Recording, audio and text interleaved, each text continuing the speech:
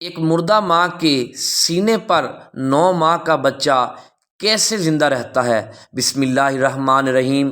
آج ایک حیرت انگیز واقعہ ہم آپ کو سنائیں گے۔ عرب کا قبیلہ تھا، ایک آدمی تھا، وہ بہت زیادہ ظالم تھا۔ اس کی بیگم بھی اس کے ساتھ رہتی تھی۔ اتنا ظلم اور زیادتی کرتا، مارتا پیٹتا، یہاں تک اس کی بیگم کے جسم پر نشان بھی نہیں جاتے تھے۔ آس پاس والے ہمسائے بھی اسے بہت سمجھاتے تھے کہ ظلم اور زیادتی نہ کی جائے، عورت کا بھی مقام ہوتا ہے، مگر محلے کے اندر، قبیلے کے اندر اس نے اپنی جعلی قسم کی شہرت بنا رکھی تھی۔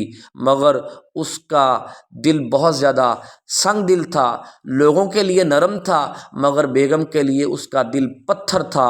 وہ ظلم کرتا، زیادتی کرتا، اور گھر کے اندر اس نے بکریاں بھی پال رکھی تھی، کافی بڑا ایک ریوڑ تھا، مگر اس کی بیگم دھوپ پر بکریوں کو چرایا کرتی تھی۔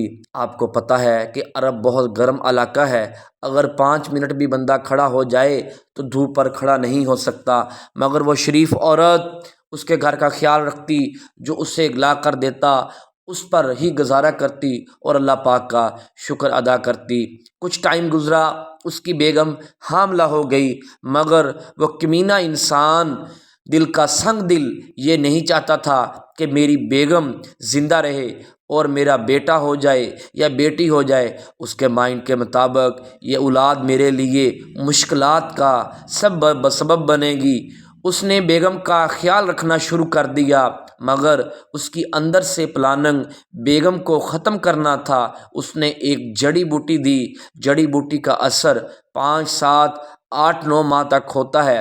جب بچے کی پیدائش کا ٹائم آیا، وہ بہت زیادہ خوش تھا اور اپنی بیگم کا خیال رکھ رہا تھا۔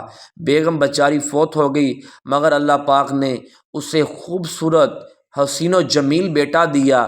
اس نے بیگم کی لاش کی بے حرمتی کی اندھیرے میں، غار میں، جنگل میں پھینک آیا، اور بیگم کے دل والی طرف اس نے الٹی طرف بچے کو رکھ دیا اور غار کا منہ بند کر دیا۔ منہ بند کر دیا۔ اس نے کہا یہ بچہ تو مر جائے گا، اور بیگم تو پہلے مر چکی ہے۔ اس نے لاش کی بہت زیادہ بے حرمتی کی تھی۔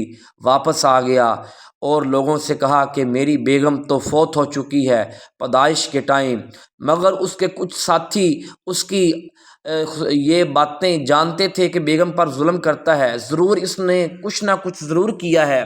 مگر ٹائم گزرتا گیا، مگر اللہ پاک کی کرشمہ بہت بڑا ہوتا ہے۔ اللہ پاک کی رحمت جوش میں آئی۔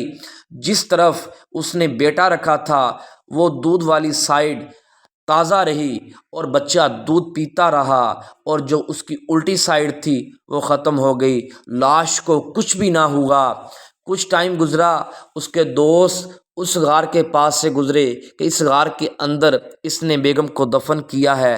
جب اس کے دوست غار کے پاس سے گزرے تو بیٹی کے جو نشان ہوتے ہیں پاؤں کے، انہوں نے مٹی کے اوپر لگے ہوئے دیکھے۔ وہ حیران پریشان ہوئے کہ اس جنگل کے اندر بچے کے قدم کیسے لگ سکتے ہیں۔ وہ واپس آئے، اس سنگ دل انسان سے کہا کہ آپ کی بیگم جو فوت ہوئی تھی، لاش کو دفنایا گیا تھا، وہاں پر تو بچے کے نشان ہیں۔ وہ سمجھا کوئی نہ کوئی بات ضرور ہے۔